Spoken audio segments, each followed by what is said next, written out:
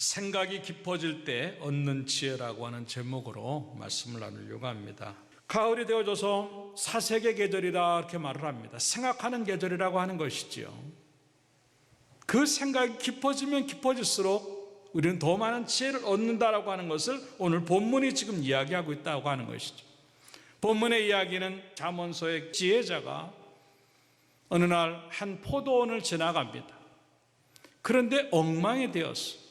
다 망가지고 포도원을 경계도 다 허물어지고 담도 허물어지고 그냥 가시덤불만 가득 차고 이게 보통 이게 엉망진창이 된 게 아닙니다.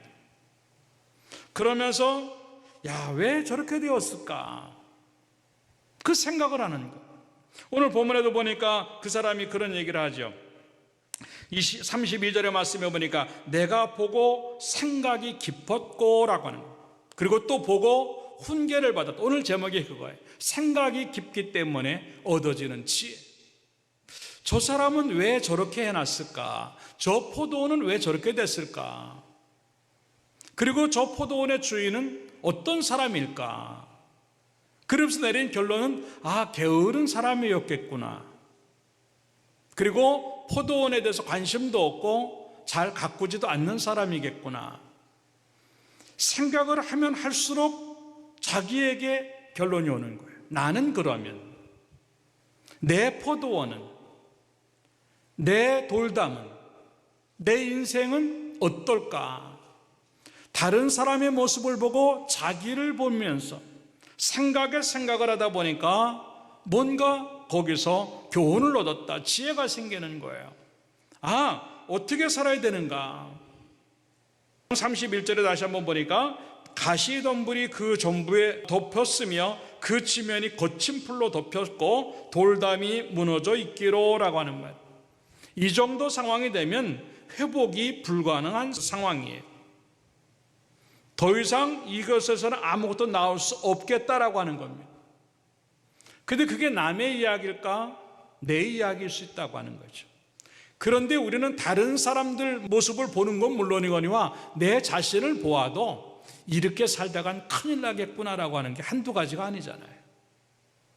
그럼에도 불구하고 우리는 그걸 그렇게 심각하게 생각해. 그렇게 깊이 생각해. 그냥 어떻게 되겠지? 시간이 가다 보면, 세월이 흐르다 보면, 이 상황이 넘어가면 어떻게 되겠지라고 하는 생각 없이 사는 모습들. 그러니까 우리의 생각은 항상 사는 대로만 생각하는 거예요. 내가 지금 사는 것만 가지고 생각을 하는 거예요. 그러나 생각하면 할수록 다른 삶이 주어질 수도 있다고 하는 것, 거기까지 가야 깊은 생각을 가진 지혜를 얻는 거예요.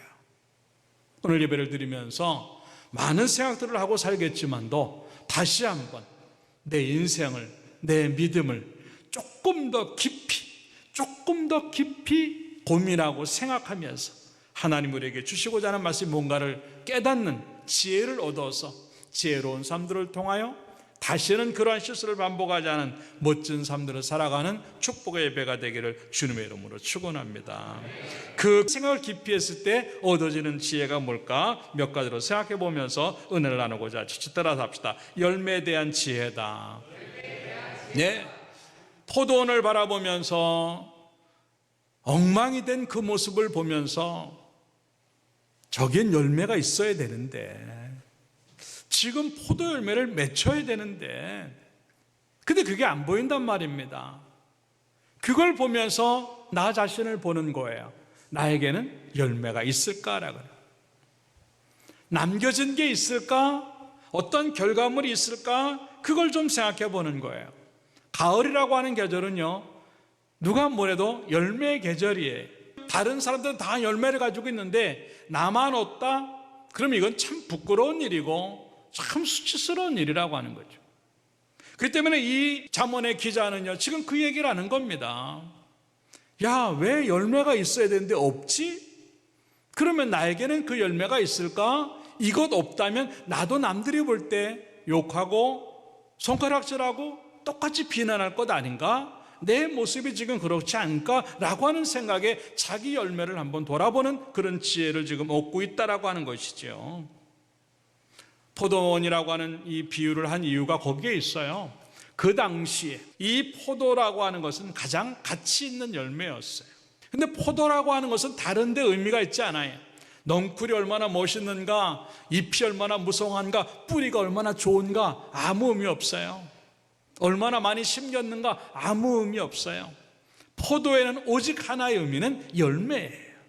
그 포도 송이가 없다고 한다면 다른 것이 아무리 좋아도 거기에는 특별한 가치가 주어질 수 없다고 하는 것이죠. 결국 그 열매가 주어지지 않았다고 하는 것은 땅만 차지하게 되는 것이고 한 해 농사를 헛수고한 것밖에 되지 않는. 마태복음 21장에 가서 보면은요, 예루살렘에 들어가시면서 예수님께서 이제 시장하셨다 그랬어요. 그래서 한 무화과 나무를 보니까 잎이 아주 무성해가지고 탐스럽게 보였어요. 무화과라고 하는 것은 잎이 난 다음에 열매가 나오는 거기 때문에 그 정도의 무성한 잎이었다고 한다면 거기에 반드시 열매가 있어야만 된다는 거죠. 그래서 예수님이 가까이 가서 이제 그 열매를 따려고 보니까 아무것도 없다라고 하는 거죠. 그럴 때 이 마태복음 21장 19절에 이렇게 말합니다. 길가에서 한 무화과 나무를 보시고 그리로 가서 잎사귀밖에 아무것도 찾지 못하시고 나무에게 이르시되 이제부터 영원토록 내가 열매를 맺지 못하리라 하시니 무화과 나무가 곧 마른지라 라고. 열매를 구했는데 잎만 무성한 그 모습을 보면서 그것은 잘못되었다고 하는 거죠. 결국은 심판이라고 하는 거예요. 우리의 모습이 그런 거예요.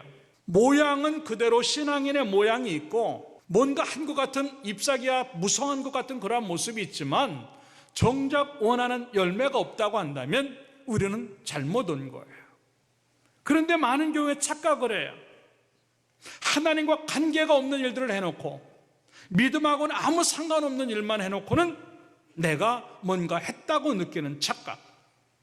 열매가 있어야 되는데 그거 없으면서도 잎이 많으니까 잘 자랐으니까 괜찮다고 하는 착각이 우리에게 참 많다라고 하는 거죠.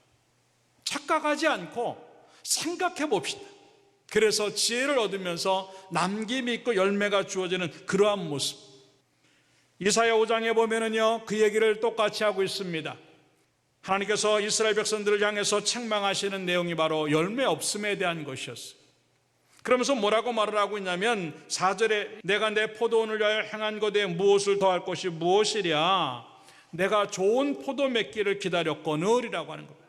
이 말은 뭐냐면 하나님이 이 한 포도원에다가 좋은 포도나무를 심었어요. 그리고 모든 것들을 다 준비해 놓고 자라기만 하면 되는 그런 상황이었어요. 그래서 이제는 그 포도를 기다리고 있는 거예요. 열매를 기다렸는데 뭐냐, 열매 맺기를 기다렸거늘 들포도를 맺으면 어찌미니요. 여기서 들포도라고 하는 것은요, 아무짝에도 쓸모없는 것입니다. 그래서 5절에는 이제 내가 내 포도원에 어떻게 행할지를 너희에게 이르리라. 내가 그 울타리를 걷어 먹힘을 당하게 하며 그 담을 헐어서 짓밟히게 할 것이다 라고 말해요. 그러면서 황폐하게 될 것이라고 그렇게 이야기를 합니다. 결국 그 모든 것들은 다 심판의 도구가 된다고 하는 것이죠. 가차 없어요. 열매가 없다고 하는 것 그냥 넘어갈 것이 아니라고 하는 겁니다. 하나님이 지금 그것을 기다리고 계시다라고 하는 거예요. 근데 이스라엘 백성들은요, 열매는커녕 어쩌면 열매를 맺었지요. 근데 그 열매는 잘못된 열매였어요. 좋은 포도 열매를 맺어야 되는데 덜 포도를 맺은 거예요. 하나님의 것을 가지고 하나님의 것을 남겨야 되는데 하나님의 것을 가지고 세상 것을 남긴 거예요. 영의 것을 가지고 영을 남겨야 되는데 영의 것을 가지고 육의 것들을 남긴 거예요. 하나님을 이용해 가지고 인간의 어떤 것들을 추구한 상태가 되고 만 거예요. 복 주세요, 은혜 주세요, 잘 되게 해주세요, 형통케 해주세요, 사업 잘 되게 해주세요, 우리 가정 잘 되게 해주세요, 애들 잘 되게 해주세요. 예, 그러한 구함을 통해서 하나님은 많은 것들을 베풀어 주셨는데 그 모든 것들을 다 가지고 육의 것들만 채우고 마는, 인간적인 것들을 먼저 우리가 채우고 마는 상태가 된 것들, 이게 바로 들포도의 결과라고 하는 거예요. 무엇 때문에 우리를 예수 믿게 하셨을까? 무엇 때문에 나를 은혜 받게 하셨을까? 무엇 때문에 내게 말씀을 주셨을까? 무엇 때문에 나에게 이렇게 좋은 것들을 주셨을까? 하나님은 그걸 가지고 열매 맺으라고, 하나님을 위해서 뭔가를 할 수 있는 기회를 주신 것이고, 생명을 살리기 위한, 복음을 위한 기회를 주신 것인데, 그걸 지금 기다리고 계신데 우리는 자꾸 엉뚱한 것만 하나님에게 보여드리니까 심판의 결과밖에 올 수 없다고 하는 것을 우리에게 지금 얘기하고 있는 거예요. 따라서 합시다. 열매는 속이지 않는다. 네.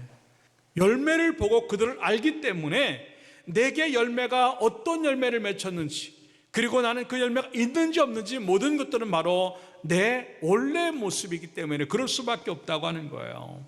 아까도 얘기했지만 입만 무성하다고 착각하고 있으면 안 된다고 하는 거예요. 정직할 수밖에 없는 것이 열매인데, 그대로 나오는 건데, 그래서 갈라디아서 6장에 보면 이렇게 7절에 스스로 속이지 말라라고 하는 거예요. 하나님은 업신여김을 받지 아니하시나니 사람이 무엇으로 심든지 그대로 거두리라. 자기의 육체를 위하여 심는 자는 육체로부터 썩어질 것을 거두고 성령을 위하여 심는 자는 성령으로부터 영생을 거두리라 라고 말해요. 스스로 속이지 말라고 하는 거예요. 정직한 거예요. 심은 대로 나온. 근데 너무나 많이 우리는 요행의 신앙을 갖고 있어. 요 정도 기도해도 되겠지, 요 정도 헌금해도 되겠지, 요 정도 예수 믿어도 되겠지. 그러니까 열매 없이 입만 무성하고 열매를 맺어도 들포도만 맺히는 우리들의 모습이 될 때가 참 많다고 하는 것이죠. 1달란트 받은 사람, 그냥 그 1달란트가 땅에 묻혀 있으니까 괜찮겠지라고 하는 거예요. 1달란트가 없어지지는 않아요. 그러나 주인이 원했던 것은 1달란트가 아니었어. 그걸 가지고 남기는 것이었어. 우리 믿음이 있지요. 우리 모든 걸 하지요. 신앙의 모습이 있지요. 주님은 그걸 원하는 거 아니에요. 믿음은 어차피 하나님의 선물이었어요. 그 믿음을 왜 주셨을까? 뭔가 남기라고 주셨는데 그 남김이 뭔가 하는 것이, 오늘 예배가 다시 한번 그것을 깨닫는 시간이 되어져서 깊이 생각하는 시간이 돼요. 내일부터라도 뭔가 남기기 위해서 몸부림칠 수 있는 그런 모습들이 나오기를 주님의 이름으로 축원합니다. 아, 주님, 이게 열매입니다. 딱 그냥 주님에게 내놓을 수 있다면, 내가 올해 이만큼 수고해서 얻은 게 이겁니다. 주님이 맡겨주신 거리고 이만큼 남겼습니다.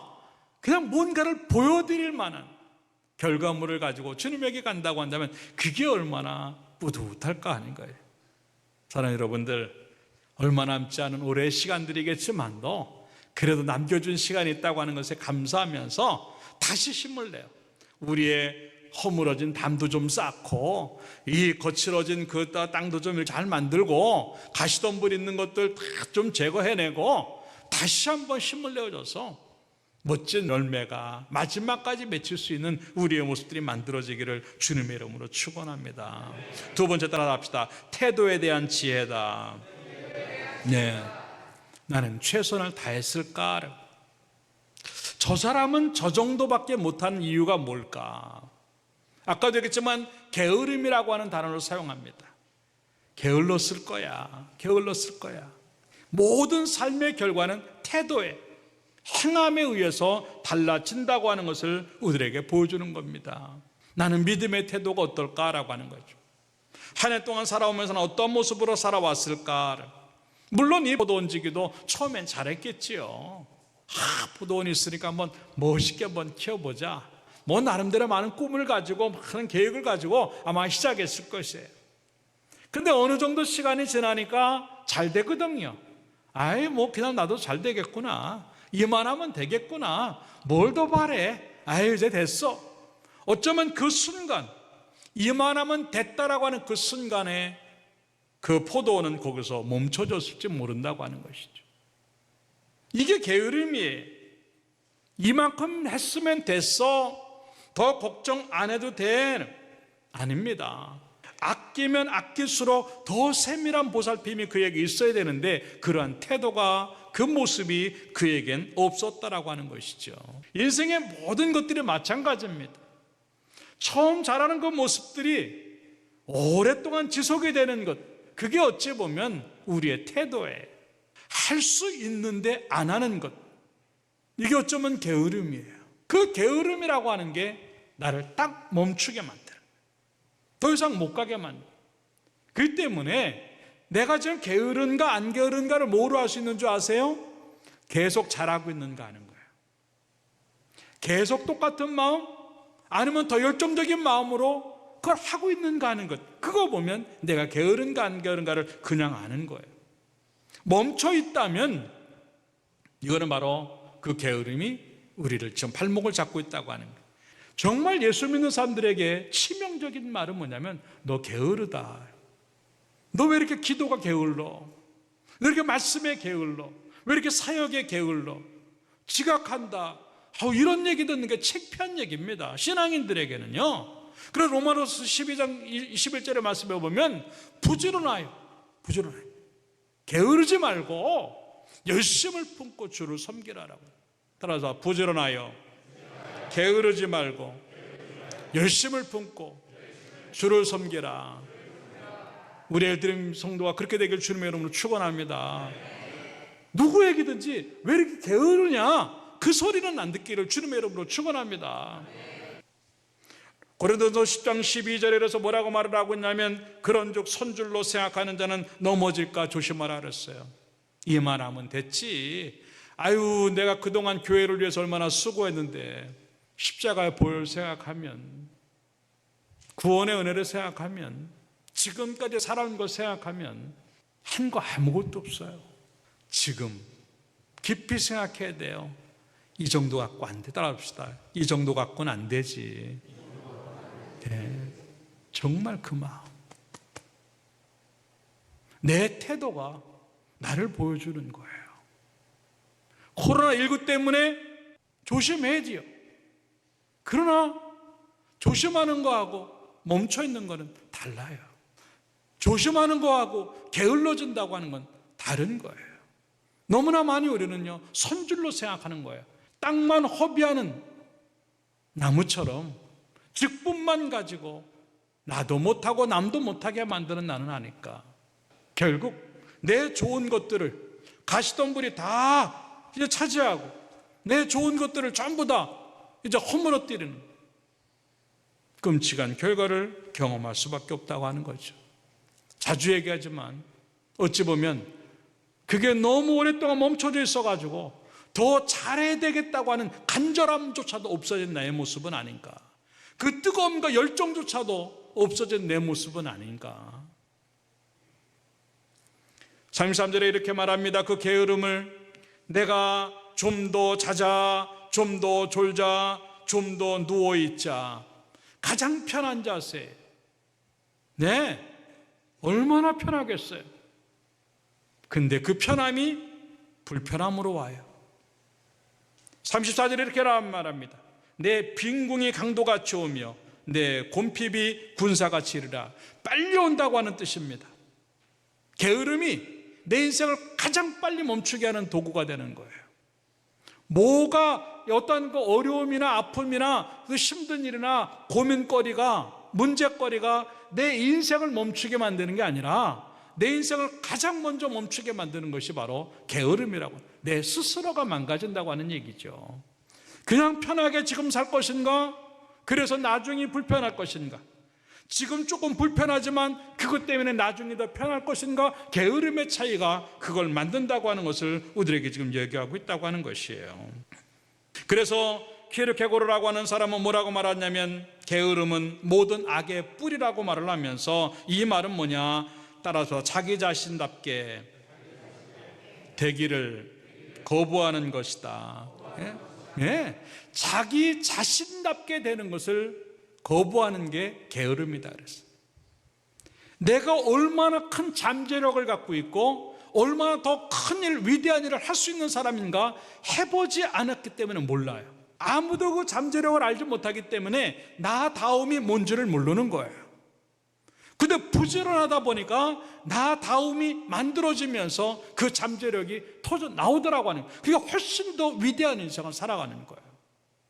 근데 그 생각을 안 하고 사니까 그냥 게으름 속에 멈춰져 있기 때문에 아무것도 만들어내지 못한 그 모습이 있다고 하는 것을 지금 얘기하고 있는 거예요. 지난주에 되겠지만 이런 사람들에게는 결국 핑계밖에 안 남아요. 잠언 26장 13절의 말씀에 보니까 게으른 자는 길에 사자가 있다, 거리에 사자가 있다 하느니라. 아니, 나가보지도 않고 길에는 사자가 있잖아, 거리에는 사자가 있잖아, 이러한 핑계가 자기 자신을 멈추게 한다는 것은 생각하지 못하는 우리의 모습일 때가 참 많다고 하는 것이죠.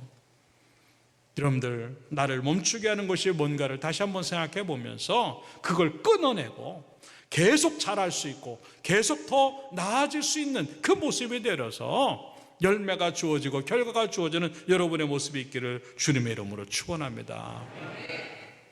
게으름은 하나님을 아는 사람들에게는 어울리지 않는 단어입니다. 제일 듣지 말아야 될 소리 중에 하나가 왜 그렇게 게으르냐라고 하는 겁니다. 이제 여러분들은 부지런한 사람으로 사람들에게 생각이 될 정도로 애쓰고 수고하는 모습들 되어져서 열매가 있기를 주님의 이름으로 축원합니다. 마지막 세 번째 따라답다. 시간에 대한 지혜다. 네. 모든 것들이 그렇지만 열매를 맺는 시기가 있어요. 계절이 있어요. 그 시간이 지나가면 아무것도 할 수 없습니다. 아차하는 순간에 금방 그 시간이 지나간다라고 하는 것이에요. 지금 이 가을이라고 하는 시간이 바로 그 남겨진 시간을 생각하게 만드는 계절이에요. 왜 나무의 색이 변하면 단풍이 들까? 왜 이파리를 떨어뜨리면서 나무가 자기를 지키고 있을까? 곧 이 시간들이 다 왔다라고 하는 것들을 상징적으로 보여주는 것이 자연의 변화예요. 그래서 이 포도나무가 이렇게 되었다라고 하는, 포도송이가 만들어지지 아니하고 이 정도의 상황이 되었다라고 하는 것은요, 직감적으로 알아야 됩니다. 더 이상 못할 때가 오겠구나라고 하는. 그렇기 때문에 지혜라고 하는 게 뭐냐면 나의 남겨진 시간이 얼마나 될까라고 하는 거예요. 가을에 그 생각을 하는 거예요. 내 인생도 저렇게 떨어질 수 있겠구나. 떨어지면 안 될 것 하나, 믿음인데 어느 순간에 그 믿음도 쓰지 못할 때가 와요. 이게 우리의 현실이란 말입니다. 그런데도 남겨진 시간이 많은 것처럼 지금 아무것도 안 하고 있단 말이에요. 주님, 우리를 부르실 때 난 어떻게 쓸 것인가? 다 죽는데 정말 부끄러운 모습으로 쓸 때가 얼마나 많겠는가? 정신 번쩍 나는 거죠. 사랑하는 여러분들, 오늘 밤 주님 만난다 할지라도 나 잘했죠? 하나는 그래도 열심히 했습니다. 말할 거리를 가지고 주님 만나시기를 주님의 이름으로 축원합니다. 그래서 요한복음 9장 4절에 이렇게 말합니다. 때가 아직 낮음에 나를 보내신 이의 일을 우리가 하여하리라. 따라서 밤이 오리니 그때는 아무도 일할 수 없느니라. 나도 일할 수 없느니라. 그때가 되면, 나이가 들면 상황이 더 좋아질까요? 시간이 가면 상황이 더 좋아질까요? 난 아니라고 봐요. 어쩌면 그 남겨진 시간이 너무 적기 때문에 하나님 우리에게 주시는 그 마음이 있다고 한다면 그냥 해야 되는 거예요. 그때가 되면 나도 못하느니라. 밤이 되면 아무도 할 수 없다. 그 밤이 되기 전에 하라고 지금 그렇게 말씀을 하십니다. 오히려 지금이 어느 때인가, 로마서 13장 11절에 그렇게 말해요. 또한 너희가 이 시기를 알거니와 따라 자다가 깰 때가 벌써 되었으니. 예, 오히려 그런 거예요. 잠자다가도 벌떡 일어나 정신 차려야지, 잘해야지. 왜? 남겨진 시간이 적으니까. 물고기들은 잠잘 때도 눈을 뜨고 자고 죽을 때도 눈을 뜨고 죽어요. 초대교회 성도들이 왜 자기 신분을 밝히기 위해서, 서로를 알아보기 위해서 표시를 한 게 물고기였을까? 어찌 보면 주님 곧 오십니다. 깨어 있읍시다. 주님 곧 재림하십니다. 깨어서 삽시다. 이런 의미로 박해를 피해서 여러 가지 카타콤이나 이런 어떤 지하 동굴로 들어가서 서로 성도들이 알아보기 위해서, 나 예수 믿는 사람입니다. 말은 안 하지만 땅바닥에다가 물고기 표시를 합니다. 그러면 또 옆에 있는 사람도 똑같이 물고기 표시를 합니다. 아, 예수 믿는 분이군요. 주님 곧 오십니다. 우리 깨어서 기도합시다. 주님 곧 오십니다. 우리 깨어서 준비합시다. 이래서 물고기 표시가 되지 않았을까? 우리는 서로에게 그런 표시가 있는가 하는 거예요. 주님 오실 때가 됐습니다. 우리 시간 얼마 안 남았습니다. 우리 이제 곧 밤을 맞습니다. 겨울을 맞습니다. 남겨져 있는 시간이 지금 온 시간보다 너무 적게 남았습니다. 이제 잘해야 됩니다. 그러한 표시를 서로 나눌 수 있는 게 뭐가 있겠는가 하는 거죠. 너무 많이 우리는 무뎌진 모습 가지고 정말 다음을 생각하지 않냐고, 마지막을 생각하지 않냐고 그냥 사는 나의 모습은 아닐까 하는 것이죠. 다시 한번 지혜를 가지고 깊이 생각해 보자고요. 내가 얼마나 남았을까? 내가 주일 하면 얼마나 할 수 있을까? 내가 주를 위해서 산다고 한다면 얼마나 살 수 있을까? 적어도 너무 적게 남은 이 모습은 아닐까를 생각하면서 다시 한번 정신 바짝 차리고 열심으로 주의 일들을 감당하며 남은 시간이 지금까지 온 시간과 비교가 되지 않을 정도로 더 많은 것들을 해내는 축복의 성도들이 되기를 주님의 이름으로 축원합니다. 결론적으로 말씀을 드립니다. 사사에게 계절이고 생각하는 계절입니다. 깊은 생각을 해야 살아가는 지혜가 나오는데 우리는 그 생각이 없으니까 그냥 사는 대로 생각하고 사는 거예요. 사는 대로 생각하니까 얄팍한 수준에서 벗어나지 못할 때가 너무나 많은 거예요. 결과도 없이 호송세월할 때가 너무 많고 열정도 없고 뜨거움도 없이 그냥 게을러질 때가 너무 많다는 거죠. 교회에 대해서 잘 알고 직분이 있고 하나님에 대해서 잘 알아가는 시간이 있는데도 불구하고 믿음은 점점 멈춰지고 나빠질 수도 있다고 하는 것이 우리들의 문제일 수 있다고 하는 것이에요. 그래도 하나님 앞에 감사한 것은 여기서 끝나지 않게 하시고 또다시 기회를 주신다고 하는 것이 남은 시간, 그 시간 얼마가 됐다는 간에 상관이 아니냐고 우리의 전부를, 내 시간의 전부요, 물질의 전부요, 내 에너지의 전부를 하나님에게 사용함으로 말미암아 포도의 열매가 주렁주렁 맺히고 우리의 포도원이 가장 멋진 포도원, 누가 봐도 괜찮은 포도원, 하나님에게 언제든지 주님 여기 있습니다고 내 보일 만한 그러한 모습들이 만들어지기를 주님의 이름으로 축원합니다. 기도하겠습니다.